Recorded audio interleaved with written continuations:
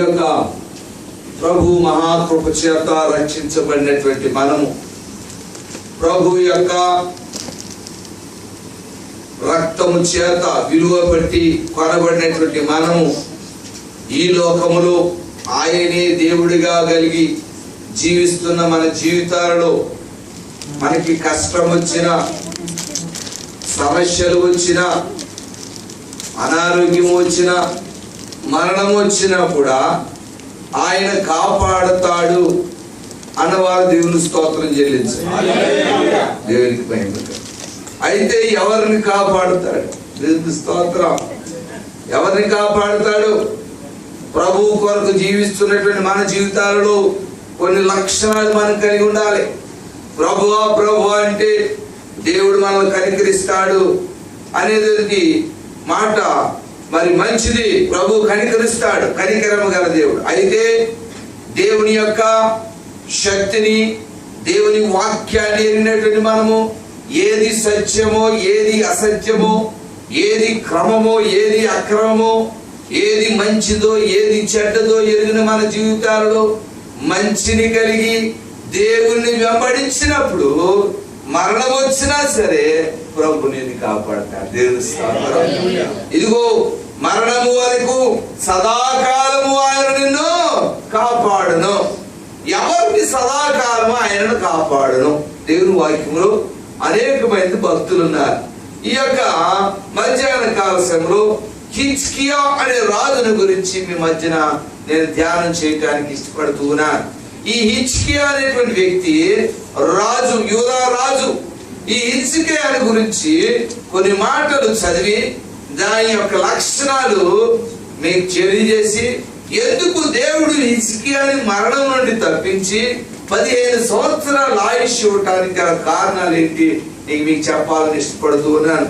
చాలా సార్లు మన హిజ్కియాని గురించి జ్ఞాపకం చేసుకున్నప్పుడు ఏమనుకుంటామంటే, హిజ్కియాకు మరణకరమైన రోగము కలుగగా ఆయన గోడ వైపు తన ముఖమును తిప్పుకొని కన్నీరు విడుచుచు యెహోవాను ప్రార్థించి, దేవా నేను నీ ఎడల ఎలాగూ యథార్థత కలిగి జీవించి ఉన్నానో నీవు ఎరుగుదువు గనుక ఇదిగో నన్ను జ్ఞాపకము చేసుకోమని చెప్పినప్పుడు ఇదిగో యెహోవా దేవుడు అతన్ని కనికరించి 15 సంవత్సరాల ఆయుష్ ఇచ్చాడు. దేవుని స్తోత్రం. హిజ్కియా ప్రార్థించినాడు, 15 సంవత్సరాలు ఇచ్చాడు. నీవు నేను ప్రార్థిస్తే దేవుడు ఆయుష్ ఇస్తాడా? ఆనాడు ఉన్న దేవుడు ఈనాడు ఉన్నాడు కనుక ఇస్తాడు. అయితే హిజ్కియా ఏమని ప్రార్థన చేస్తున్నాడు? ప్రభువా నీ సన్నిధిలో ఎలాగూ యథార్థత కలిగి నేను జీవించానో నీవు ఎరుగుదువు కదా అంటున్నాడు. దేవుడికి సమస్తము ఎరుగును.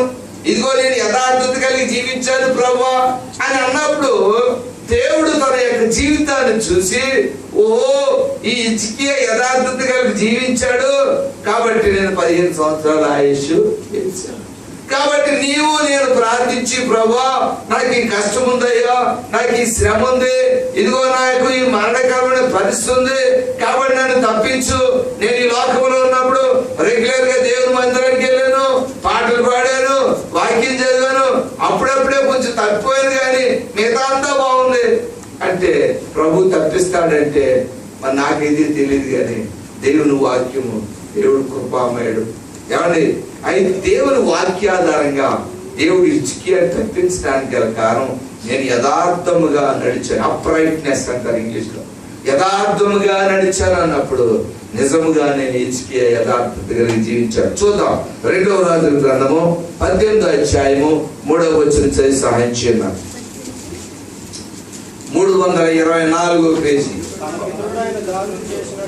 తన పితరుడైన దావీదు చేసినట్లు అతడు యెహోవా దృష్టికి పూర్ణముగా నీతి నడిచి. ఎంత అండి పూర్ణంగా? అంటే పూర్తిగా, నిండుగా, సంపూర్ణంగా, ఏమాత్రం వెనకదిరకుండా దేవుడిని అనుసరించాడు. దేవుని స్తోత్రం. మరి మనం అనుసరిస్తున్నామా? పూర్ణంగా దేవుడిని అనుసరిస్తున్నామా? ఎక్కడో గడిగా అక్కడో గడిగా వస్తున్నామా? దేవుల్లో కొంత సమయం, బయట కొంత సమయం ఉంటున్నామా? లోకంలోనూ దేవుళ్ళో ఉంటున్నామా? అలా కాదు. ఈ యొక్క హిజ్కియా యథార్థంగా జీవించాడు. హిజ్కియా అని పేరునకు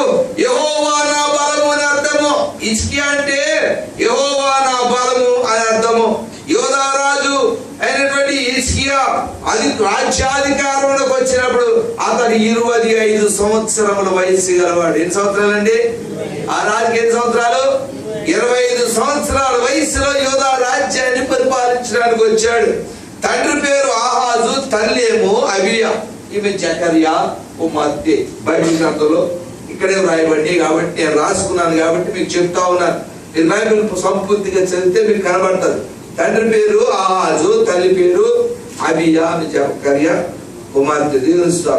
కాబట్టి హిజ్కియా యొక్క గుణ లక్షణాలు మనం చూద్దాం. హిజ్కియా యొక్క క్యారెక్టర్స్ ని మనం చూద్దాం. దేవునికి మహిమ కలుగును గాక. మొట్టమొదటిగా ఇప్పుడు చదివినటువంటి వాట, హిజ్కియా పూర్ణముగా నీతిని అనుసరించి నడిచిన, పూర్ణముగా 100కి 100 దేవుని వెంబడించాడు. స్వార్థం గాని, కుట్ర గాని, కుతంత్రములు గాని, రాజకీయ లబ్ధి కోసము అక్రమమైనటువంటి పరిస్థితులు గాని ఈ హిజ్కియా కలిగి ఉండలేదు. పూర్ణముగా నీతిని అనుసరించి దేవుని దృష్టికి అనుకూలంగా మరి యథార్థమైన జీవితాన్ని జీవించినట్లుగా మనం చూస్తా ఉన్నాం. అంతేకాదు దేవుని ఆశ్రయించుటకై ఆయన దేవుని మందిర సేవా విషయమందేమో గాని, ధర్మశాస్త్రము విషయమందేమో గాని, తాను దేవుని కొరకు ఆరంభించిన ప్రతి పని పూర్తి చేయటలు గాని, నెరవేర్చు చేయట్లు గాని నమ్మకముగా ఆయన యెహోవాను అనుసరించెను. 2వ దినవృత్తాంతముల గ్రంథము 31వ అధ్యాయము 20-21 వచనం చూడండి. Second Chronicles 31st chapter verse 20-21.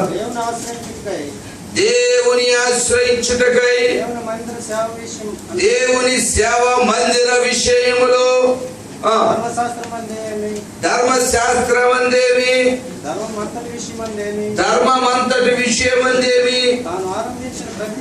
తాను ఆరంభించిన ప్రతి పని అతడు హృదయపూర్వకముగా జరిగించి వర్ధిల్లేను. దేవుని స్తోత్రం. హిజ్కియా ఏ పని చేశాడంటే ఇక్కడ హిజ్కియా యూదా దేశమంతటను ఎలాగూ జరిగించి, ఎలాగూ తన దేవుడైన యెహోవా దృష్టికి అనుకూలముగాను, యథార్థముగాను, నమ్మకముగాను పనిచేయించు వచ్చెను.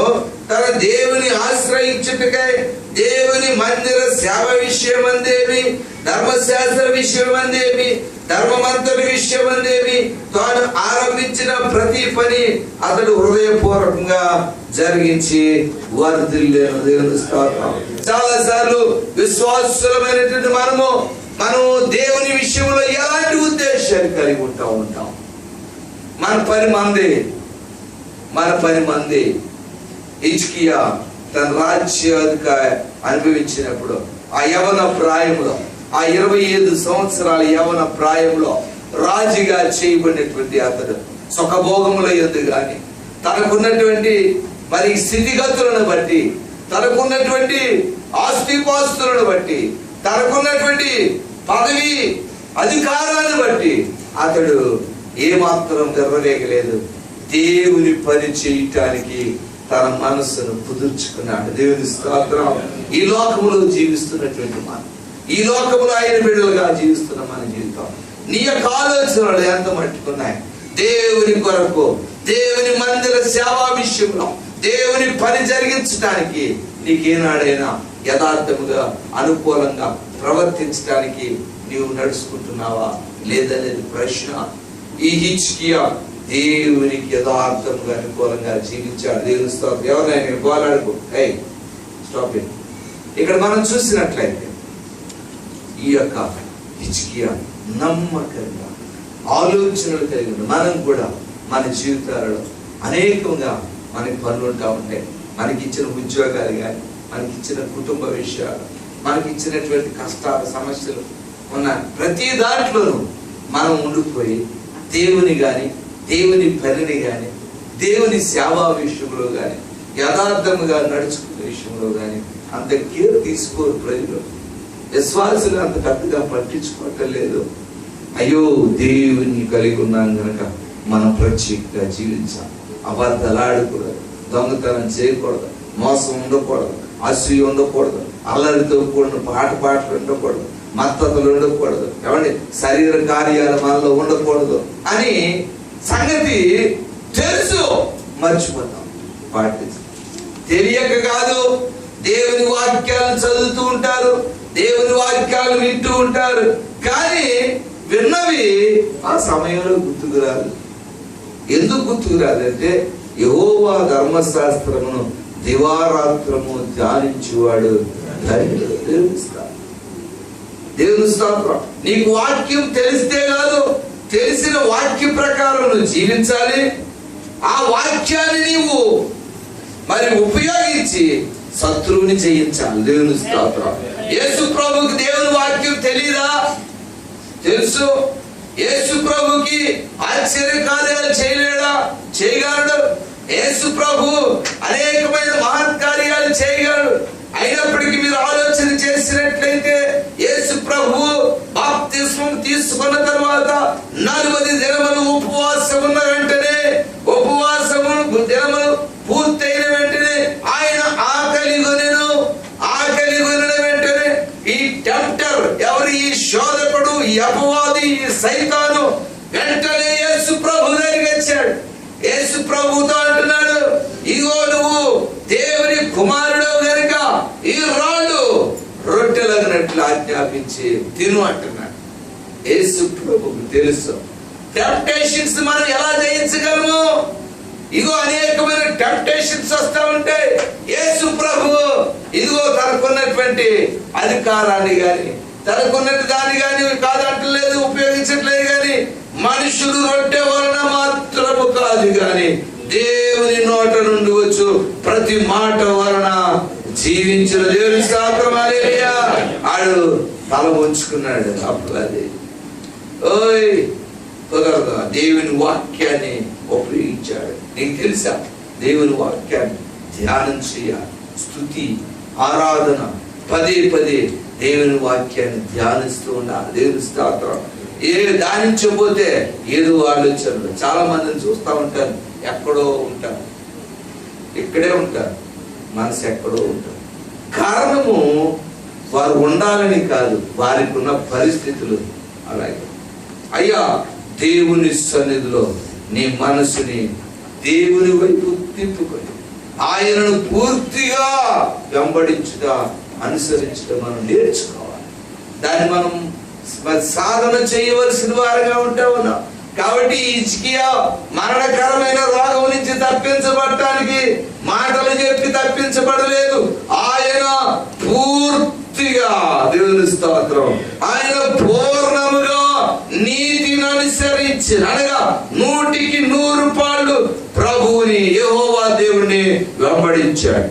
నువ్వు వెంబడిస్తున్నావా? నేను వెంబడిస్తున్నానా? 100కి 100 పాళ్ళు మనమే ప్రశ్న చేసుకోవాలి. దేవుని స్తోత్రం. ఓ క్రైస్తవ, నీ వాస్తవాలు తెలిసి ఒకరోజు నీకుందని తెలుసా? ఓ క్రైస్తవ, నీ వాస్తవాలు తెలిసి ఒకరోజు నీకుందని తెలుసా?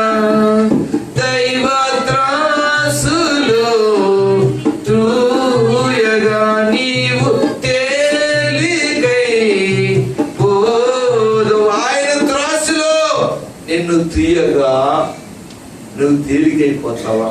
నీ యొక్క కార్యములు, నీ క్రియలు ప్రభువుని వెంబడించినట్టుగా లేక, నువ్వు ఖాళీగా ఇదిగో పెదవులతో స్తుతించి దేవుణ్ణి, వాక్యాన్ని హృదయంలో పెట్టుకోకుండా ఏదో నామకాంతంగా నువ్వు ప్రభువుని వెంబడించటం వలన ప్రయోజనం మనకి లేదు.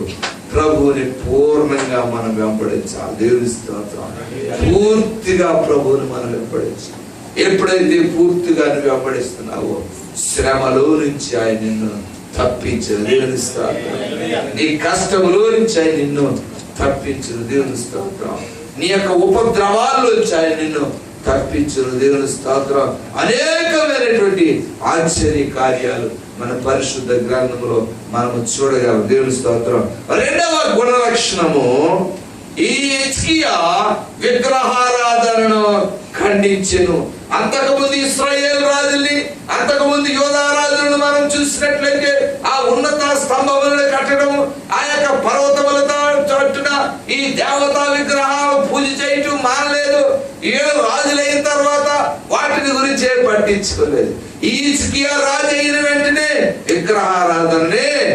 ఖండించాడు. దేవుని స్తోత్రం. ఎందుకని ఖండించాడు? ఇదిగో నేనే దేవుడు, నేను తప్ప వేరొక దేవుడు నీకుండకూడదు. ఇదిగో నేను తప్ప దేనిని కూడా నీవు ఉచ్చరించకూడదు. ఇదిగో విగ్రహారాధన నువ్వు చేయకూడదని దేవుని వాక్యం సెలవిస్తా ఉంది. ధర్మశాస్త్ర గ్రంథం తెలియజేస్తా ఉంది. 10 ఆజ్ఞలలో ఒక ఆజ్ఞ. ఈ ఆజ్ఞను పాటించడానికి హిజ్కియా తీర్మానం చేసుకున్నాడు. దేవుని స్తోత్రం. అదే 18:4 చదవండి అయ్యా. 18 ఉన్నత స్థలములను కొట్టివేసి 2వ రాజులు 18:4 అండి.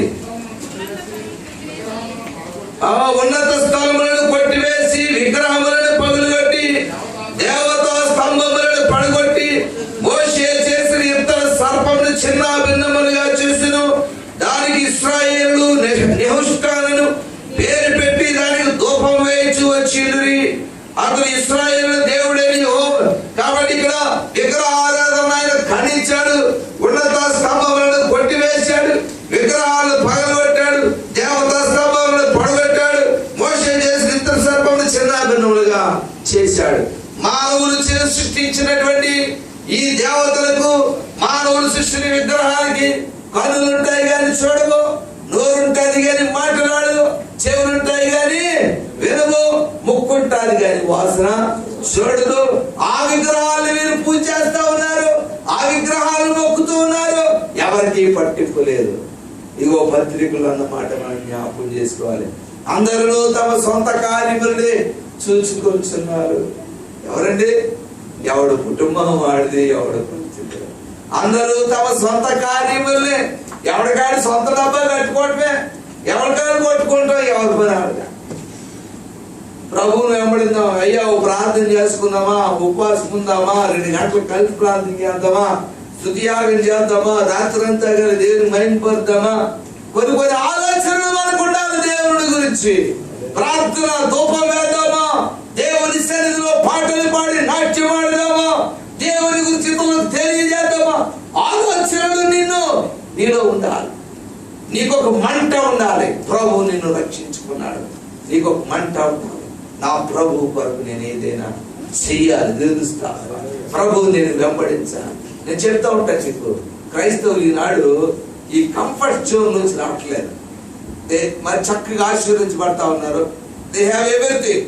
ఒక చక్కటి ప్రహార కట్టుకుంటున్నారు, అందులో మంచి 2 అంతల ఇల్లు ఉంది, బిడ్డలందరూ కూడా బయట ఉంటున్నారు, బ్యాంక్ బ్యాలెన్స్లు ఉన్నాయి. ఇప్పుడు క్రైస్తవత్వం ఎలా వచ్చేసిందంటే ఆదివారం మందిరానికి వెళ్తాం, గొప్పలు చెప్పుకుంటాం, మళ్ళీ వచ్చేది అంతే. ఒక ఉపవాసం లేదు, ఒక ప్రార్థన లేదు, ఒక కుటుంబ ప్రార్థన లేదు, దేవుని వెంబడి ఏమి లేదు.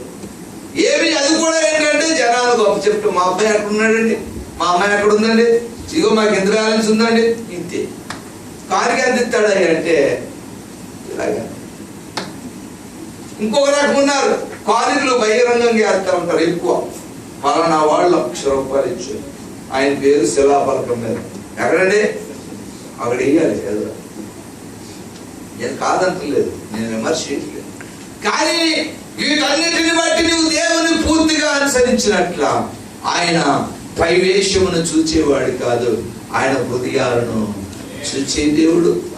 నీ హృదయము ఆయనను ఎంతగా హత్తుకొని ఆయన వెంబడిస్తుందో అనేది చాలా ప్రాముఖ్యము. ఈ హిజ్కియా 2వ గుణ లక్షణము, విగ్రహాలని కొట్టివేశాడు. దేవుని స్తోత్రం. అంతేకాదు 2వ దినవృత్తాంతముల గ్రంథం 31:1 చదవండి ఎవరైనా. ఇదంతయు సమాప్తమైన తరువాత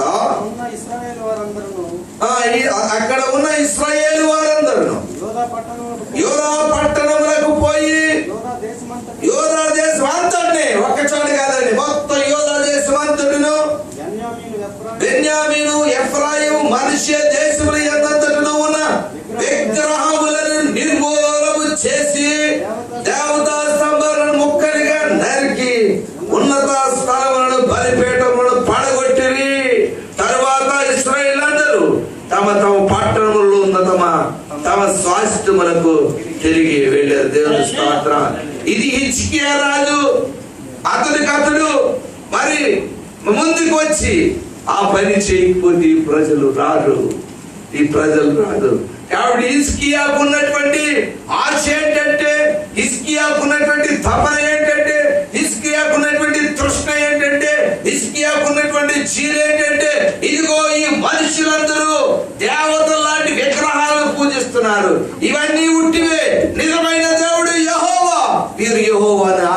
నెరవేర్చాలని ఒక గొప్ప తృష్ణ. దేవుని స్తోత్రం.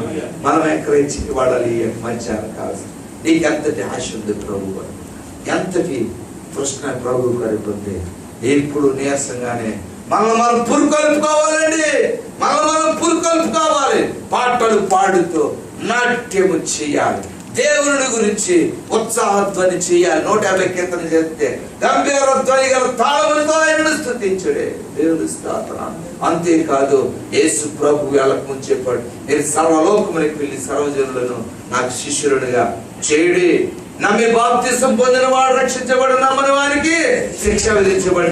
ఆయన రక్తం చేత నిన్ను కడుక్కుని ఆయన రక్తంలో నిన్ను కడిగి నిన్ను ఆయన కుమారుడిగా కుమార్తెగా చేసుకున్న తర్వాత నేను పర్వాలేదు, నేను రక్షించబడ్డాను అనుకుంటే సరిపోదు. నీకు భారం ఉండాలి. అయ్యో నేను రక్షించబడ్డాని, నా కుటుంబము చాలా చోట్ల చాలా సార్లు క్రైస్తవులకు ఉన్నటువంటి గొప్ప మరి అది అలవాటు లేదు. కారణం ఏంటంటే ఈ దినం చాలు, రేపు ఏం జరుగుతుందో తెలియదు కాక. కానీ అలా కాదు.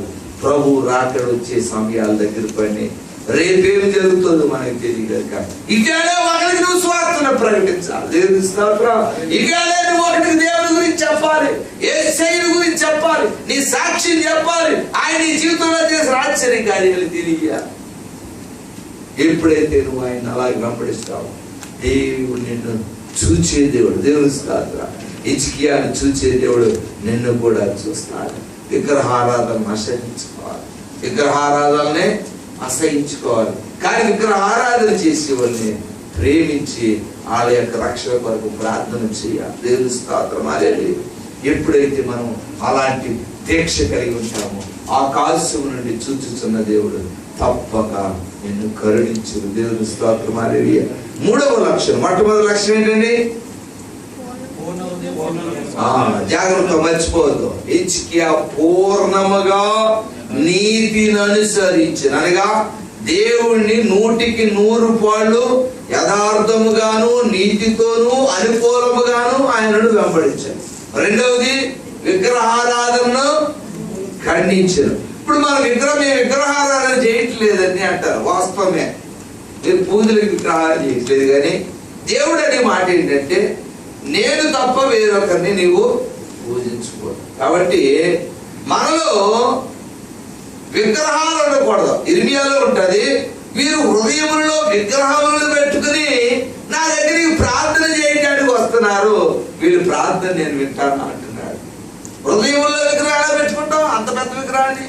హృదయంలో పెట్టుకున్న విగ్రహం ఏంటో తెలుసా? దేవుని కంటే నీవు దేన్ని ఎక్కువ ప్రేమిస్తున్నావు, అది విగ్రహారాధన. దేవుని కంటే నువ్వు దేన్ని ఎక్కువ ప్రేమించినా సరే అది విగ్రహారాధన. ప్రభువు దాన్ని అంగీకరించాడు.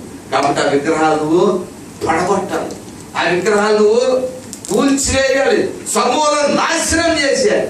ఆ విగ్రహాలని హృదయంలోంచి నీ తలంపులోంచి కొట్టివేసిన దినాన్న ప్రభు నువ్వు పూర్ణంగా అంగీకరిస్తావు తప్ప విగ్రహాలు నుంచుకొని ఆఖరికి దేవుని కంటే నీ పిల్లలను నువ్వు ఎక్కువ ప్రేమించిన అది విగ్రహారాధనే. దేవుని వాక్యం. ఇంకో విషయం తెలుసో తెలియదు నీకు, దేవుని కంటే ఎక్కువగా దేన్ని ప్రేమించినా సరే దాన్ని తీసేస్తాడు ప్రభు. దేవుని నామంలో చెప్తా ఉన్నాడు, ప్రభు ఒప్పుకూడదండి, నేనే దేవుడు. కాబట్టి ప్రభువుని మనం ఆరాధించాలి, ప్రభువుని మనం మైపరచాలి, ప్రభువుని మనం గ్రహించాలి. ఈ యొక్క మధ్యాహ్నం కలిసిన అబ్రాహామును మనం జ్ఞాపకం చేస్తాం. అబ్రాహాముకి పిల్లలు లేనప్పుడు 100 సంవత్సరాల వయసులో కుమారుడు ఇచ్చాడు. దేవుని స్తోత్రం. పితరులకు తండ్రి, విశ్వాసులకు తండ్రి.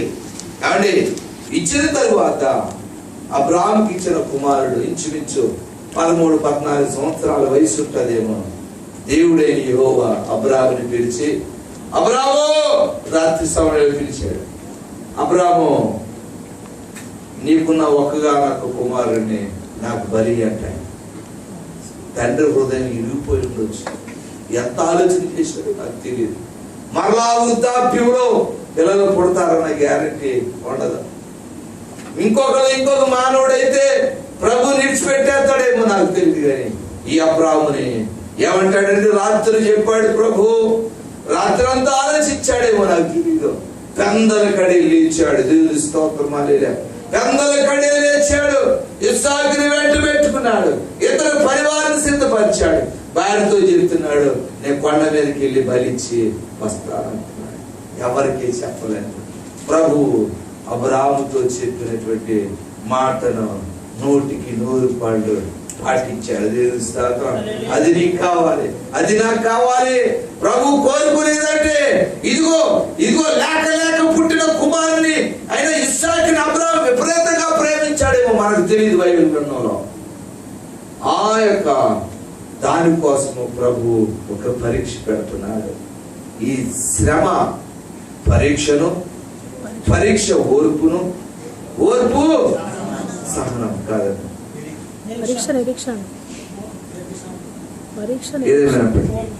ఏమండి. కాబట్టి శ్రమలో ఏం కలుగుతుంది మనకి? ఓర్పు. శ్రమ యందు మనకి ఓర్పు పరీక్ష. ఏమండి. కాబట్టి ఈ మాటలు మనం జ్ఞాపకం చేసుకుంటే, నేను సరిగ్గా దాన్ని జ్ఞాపకం రావట్లేదు. ఏదేమైనప్పటికీ కూడా దేవుని యొక్క సన్నిధిలో ఉన్న మనలో ఉన్న విగ్రహాలు తీసివేయయ్యా. విగ్రహారాధన ప్రభుకి ఇష్టం కాదు. వేశ్యలనైనా ప్రభు ప్రేమిస్తాడు కానీ విగ్రహారాధన ప్రభు ద్వేషిస్తాడు. పాపులను ఆయన ప్రేమిస్తాడు, పాపాన్ని ఆయన ద్వేషిస్తాడు. జాగ్రత్తగా గమనించాలి డిఫరెన్స్. పాపులను ప్రేమిస్తాడు, పాపుని ప్రభు ప్రేమిస్తాడు. ఆయన పాపాన్ని ద్వేషిస్తాడు. విగ్రహారాధకుడుగా అయినా సరే నిన్ను ప్రేమిస్తాడు, కానీ విగ్రహారాధనని ద్వేషిస్తాడు. ఎందుకని? అందరూ నశింపక ఇదిగో నిత్య జీవమును పొందవలని ఆయన తన యొక్క లోకములో ఉండటం ఇష్టం లేక ఈ లోకములో నీ కొరకు నా కొరకు తన ప్రాణాన్ని పణంగా పెట్టి ఆయన ఎనలేని రక్తం చేత నీకు నాకు విమోచన ఆయన గ్రహించాడు. కాబట్టి ఎందరైతే తను అంగీకరించరు వారందరూ ఆయన కుమారులు అయ్యుందురు. దేవుని స్తోత్రం. నమ్మి బాప్తిజం పొందిన వాడు రక్షించబడును, నమ్మని వానికి శిక్ష విధించబడిన. దేవుని స్తోత్రం. కాబట్టి నమ్మి బాప్తిజం పొందిన నీకు భారం ఉండాలి, నాకు భారం ఉండాలి. అయ్యో నా సహోదరుడు, అయ్యో నా కుటుంబస్తులు, అయ్యో నా వారు నశించిపోతున్నారని నీకు తప్పనుండి ఏదో విధంగా నువ్వు అతనికి చెప్తూ ఉండాలి. దేవుని స్తోత్రం. ఇతరు స్నేహితులు నీకు గతంలో చెప్పాను, 38 సంవత్సరాలు ఒకడు రక్షించబడిన వాడు, ఒకడు రక్షింపబడని వాడు. ఈ రక్షించబడినటువంటి స్నేహితుడు రక్షింపబడని వాడి కోసం 38 సంవత్సరాలు ప్రార్థన చేశాడు. 38 సంవత్సరాలు ప్రార్థన చేసి ఈ రక్షించబడిన వ్యక్తి చనిపోయాడు. రక్షింపబడిన వ్యక్తి ఇంకా సజీవంగా ఉన్నాడు. 39వ సంవత్సరంలో మొదటి ఆ యొక్క ఆ చనిపోయినటువంటి ఆ జ్ఞాపకార్థ కూడికలో ఆ యొక్క సమాధుల దగ్గరికి వెళ్ళినప్పుడు తన స్నేహితుడిని జ్ఞాపకం చేసుకుంటూ మొదలెట్టాడు. అయ్యో నా స్నేహితుడు నన్ను ఎంత ప్రేమించాడు, నా రక్షణ కొరకు ప్రార్థన చేశాడు, అసలు ఈ రక్షణ ఏంటి, ఈ పాపం ఏంటి అని గ్రహించాడు. దేవుని సన్నిధిలో తన పాపాలను ఒప్పుకున్నాడు, రక్షించబడ్డాడు. దేవుని స్తోత్రం. 38 సంవత్సరాలు చేసి ప్రార్థన చేసి చనిపోయాడు. కానీ ఆ వ్యక్తి ఆ ప్రార్థన సజీవంగా ఉంది. దేవుని స్తోత్రం. నీ స్నేహితుల కొరకు, నీ బంధువుల కొరకు, నీ రక్త సంబంధుల కొరకు నువ్వు ప్రార్థన చేయి. ఆడు వినినా వినకపోయినా, ఆడు మారు మనసు పొందినా పొందకపోయినా, ఆడు రక్షణ పొందినా పొందకపోయినా నువ్వు ప్రార్థన చేయి. నీ ప్రార్థనకు తప్పక ఒక దినాన ప్రభు జవాబిస్తాడు. దేవుని స్తోత్రం. అది కాబట్టి హిజ్కియాకున్న మొట్టమొదటి రక్షణ ఏంటంటే గుణ లక్షణం, వారు పూర్ణముగా దేవుని నీతిని అనుసరించారు. రెండవది విగ్రహారాధనను ఖండించు. మూడవది దేవుని యందు విశ్వాసం ఉంచిన వాడు. 2వ రాజులు 18:5 అండి. 2వ రాజులు 18:5 ఏంటండి? అతడు ఇశ్రాయేలు దేవుడైన యెహోవా యందు విశ్వాసం ఉంచిన వాడు. అతని తరువాత వచ్చిన యూదా రాజులలోను అతని పూర్వీకులలోను అతనితో సమానమైన వాడు ఒకడును లేడు. దేవుని స్తోత్రం. అతడు ఇశ్రాయేలు దేవుడైన యెహోవా యందు విశ్వాసం ఉంచిన వాడు. దేవుని స్తోత్రం. హల్లెలూయా. యెహోవా యందు నమ్మిక ఇచ్చి మేలు చేయము, దేశమందు నివసించి సత్యమును అనుసరించమని కీర్తన 37:4 ఉంటుంది. కాబట్టి నువ్వు బ్రతికినంత కాలము ఇదిగో దేవుని యందు విశ్వాసం వచ్చి నువ్వు ముందుకెళ్ళా. దేవుని స్థానం. కొంతమంది విశ్వాసం నుంచి తొలగిపోతారు. నీ అడుగులు విశ్వాసములోనే ముందుకు సాగిపోవాలి. విశ్వాసం ఉండకుండా, విశ్వాసం లేకుండా దేవునికి మనము ఇష్టలై ఉండలేము.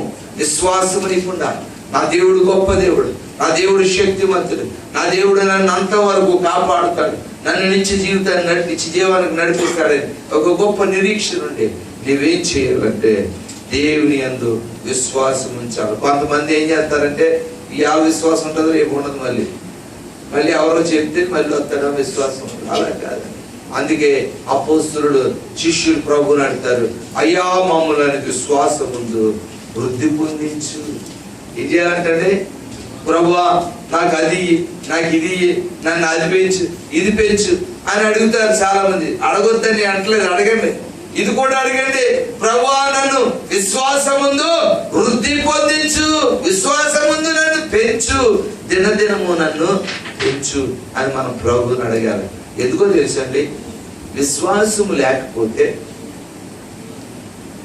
కష్ట సమయాన, శోధన సమయాన అవిశ్వాసులు పడిపోతాం. విశ్వాసులు ఆ యొక్క స్థితిగతుల్ని, ఆ పరిస్థితులను చూసి కూడా నా నమ్మకమైన దేవుడు, లోకములో ఉన్నవారి కంటే నాలో ఉన్నవాడు గొప్ప దేవుడు, కొండలు తెత్తరినా మెట్టలు తెత్తరినా నా కృప నిన్ను విడిచిపోదని వాగ్దానం చేసిన దేవుడు, నీ విరోధముగా రూపించబడి ఏ ఆయుధం వర్తిల్లదని చెప్పిన దేవుడు, ఇదిగో ఆయన నాకున్నాడు గనక నేను భయపడను. దేవుని స్తోత్రం. విశ్వాసకు ఉండాల్సిన లక్షణాలు, గొప్ప లక్షణము విశ్వాసం. విశ్వాసము లేకుండా మన జీవితాలలో దేవుని వెంబడించలేమండి. నీ దేవుడు ఎంత గొప్ప దేవుడు నీకు తెలియకపోతే నువ్వు దేవుని మీద విశ్వాసం ఉంచలేవు. ప్రార్థన చేస్తాం ప్రభు అంటే కాదు, నువ్వు ప్రార్థన చేసే దేవుడు సృష్టికర్త. దేవుని స్తోత్రం. ఆరాధింతును యేసు, నిన్నే ఆరాధింతును